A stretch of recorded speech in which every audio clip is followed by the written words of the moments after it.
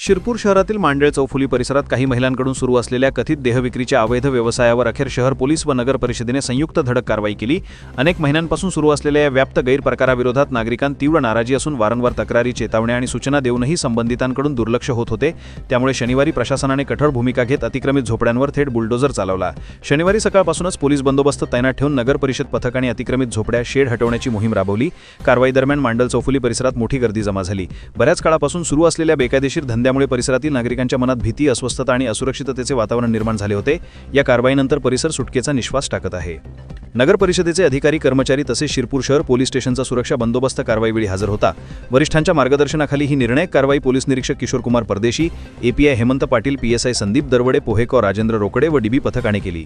महिलांविरोधातील अवैध शोषण थांबवण्यासाठी दामिनी पथकातील महिला पोहेकॉ पौर्णिमा पाटील, महिला पोका रोशनी पाटील व नूतन सोनवणे विशेष उपस्थित होते।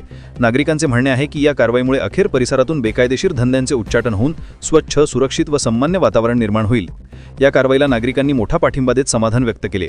याबाबत शहर पोलिसांनी कायदेशीर कारवाई पूर्ण करून गुन्हा दाखल करण्यात आला।